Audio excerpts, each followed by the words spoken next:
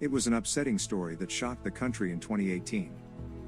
News outlets were reporting that a 17-year-old girl escaped her family home and claimed that she and her siblings were being abused. The teen was just one of the 13 children that David and Louise Turpin kept trapped in their Paris, California home. When authorities arrived at the suburban house, they discovered a house of horrors. They would find a dozen other children between the ages of 2 and 29 years old chained, abused, and tortured. Before we begin, I'd like to reach out to all the new viewers and subscribers. I'm very grateful to have you all giving me your time in supporting my content. It really does motivate me. I'd also love to hear some feedback down in the comments section. Things in which you'd like to see differently? Even true crime that you'd like for me to cover. I'm an open book. Now before we begin, I'd like to inform everyone that the story of the Turpin family is one to leave you in tears. How anyone could neglect a child is beyond me. I ask that you make yourself comfortable, turn off the lights and take a deep breath. 911 emergency, what are you reporting? Hello. This is 911, do you have an emergency? I just went away from home because I live in a family of 15, okay? Can you hear me? And we have abusing parents. Did you hear that? Okay, how did they abuse you? Okay. They hit us, they throw us across, they like to throw us across the room. They pull our hair, they yank out our hair. I have my two little sisters right now are chained up. Okay, how old are you? I'm 17.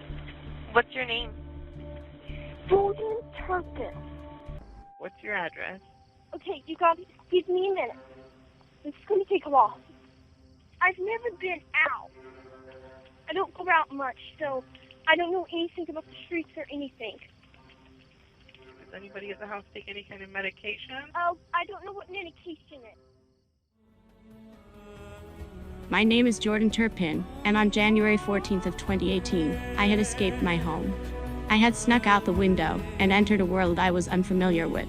I knew that this was my only chance. If something had happened to me, at least I died trying. I'm one of 13 siblings in which have been locked up, chained, starved, beaten, and haven't bathed in years. My parents were extremely abusive, and I knew I had to do something. I'll never forget that phone call to 911. I was shaking so bad that I had difficulties dialing. I was finally able to press the buttons, and when they answered, I had froze. I had never spoken to anyone on the phone before. I was able to explain that this is all new to me, and did my best to communicate. They had used the GPS for my phone, and had sent a deputy from across town. It was the longest 14 minutes of my life. I was freaking out. I started asking myself, are they going to take me back home? I was standing on the road, because I never knew anything about sidewalks. I was getting my address all mixed up. Not knowing what street I lived on, I just stood still beside a stop sign. I was so scared that my parents could see me outside the window. You have to understand. My parents wouldn't care if they knew the police were coming. They would have just killed me right there on the spot. It was coming so close to death on numerous times that gave me the strength to do what I needed to in making sure none of us ever had to go back. The deputy had finally found me. I was so scared. I had never seen a police officer before. I knew I needed to make sure I told him everything. I couldn't have him bring me back. The police officer had asked me if I had any proof of all of this. It was then I showed him pictures we had taken on my old phone. I had kept it as I knew the only call I could make was to 911. The police officer saw the photos and understood the severity of our situation. He was ending his night shift and had originally taken the call in thinking it'd be a quick transition, dropping me back off home to my parents. Little did he know, this was far beyond what he could ever have expected. He had asked me if I had any injuries, in which I told him, not right now. I then got into the back of the police car. I truly believe this officer fully understood, and I was now safe from my parents. I just need to get my other 12 siblings safe. While we were in the car, the police officer had started asking me questions. What would your parents do if I brought you home? What's the worst thing they have done to you? I told him everything and explained over the years this is the first time I was able to call the police. I remembered that one of my brothers was also chained up. People don't understand, the officer had asked why in the past years haven't we left the house. We were so terrified that the thought of being caught was life-taking. It was now 7:23 a.m., and the deputy had several officers now pull up quietly to my home. They had asked if my siblings would still be chained up if they were to go in there. I told them, as long as my parents don't know I'm gone, then they wouldn't try to cover anything up. As the deputy stepped out of his car, he asked if I wanted to come up with them. I couldn't breathe with the thought of having to face them. I told him no, please no. I need to stay here. I had visions of them killing me right there in front of the officers. The police officers had then began to knock on my parents' door. No one was answering. Luckily, the deputy didn't need a warrant due to the circumstances. Just then the door slowly opened. It was my mother and father. I remember my mother stepping out fixing her hair. They were so terrified. I could see them breathing heavily from the car. It was then the deputies began to step inside and do a welfare check. They couldn't believe what they had stumbled upon. They had found my sister, who was hiding in my bed. She was hoping the knock on the door meant I was able to get a hold of the police. The police were able to gather all of my siblings and had brought us all to the hospital. It was obvious we needed medical attention. The doctors and nurses were in disbelief of what they had seen. Many of my siblings were so emaciated that they had difficulties walking. Many of us had stunted growth, heart damage from the lack of nutrients. One of my siblings was 11 years old and had the arm of a 4.5-month-old. Many of us, our speech and language was limited due to the lack of socialization and being isolated for years. Altogether, it was 29 years in which we were all locked inside our home, a hell created by our own parents. David Turpin, my father, had graduated from Virginia Tech and was the shy, nerdy type. My mother Louise, who was 6 years younger, was the member of the Bible Club. She had grown up herself with her own family secret. My mother had married my father when she was just 16. Both of my parents were both steeped into the Pentecostal church, strongly believing in the message of the insidious power of the devil and the strict rules that would soon be applied to our household. My father was short-tempered and would often take it out on my mother. This led for her to have unpredictable mood swings, which over time had begun to lash out at all of us, hitting us, pulling our hair, throwing us across the floor. It wasn't until my sister was in grade 3 that they decided to pull us all out of school. The teachers had become concerned about the smell coming off our bodies. Our home was always covered in trash.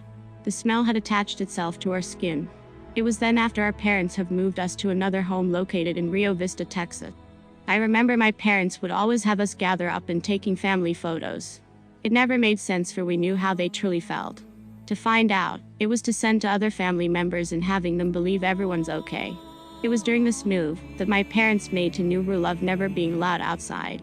Honoring my mother and father, they were using the Bible to explain their reasoning behind their wicked acts, explaining they had the right to do what they wished. It started with pushing us, choking us, then eventually putting us inside of dog kennels. We grew up petrified of doing anything wrong. The slightest of things could have us severely beaten until we bled. Wade, the lead investigator in the case, took only a couple days to realize this was unlike anything he had ever experienced. In 2006, my parents had then packed up once more and moved us all even further away from radar. It was a trailer behind our house where they had abandoned us. They would be gone for weeks, living their own adventures. They would stop by every now and then in dropping of groceries. It was never enough for all of us, and most times my older siblings would go days without food.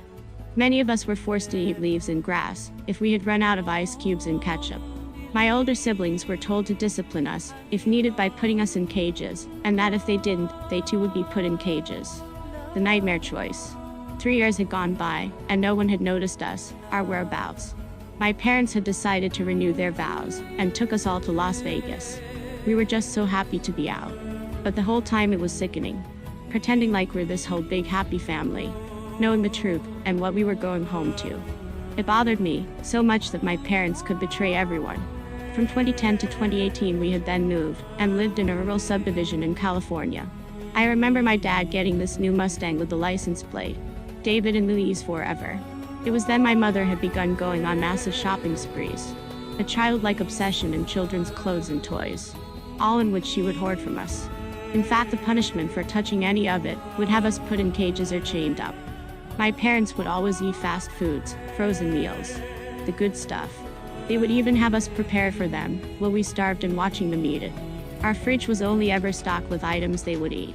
They told us they couldn't afford to feed us, because we kept stealing their food from the fridge. I had enough. We had had enough. And it was the night of January 14th of 2018 that I had escaped. Following the arrest of my parents, they had pleaded non-guilty to the 14 felony charges against them, but changed their plea to guilty the following year. They were sentenced to serve a lifetime in prison, but have the possibility of parole after 25 years.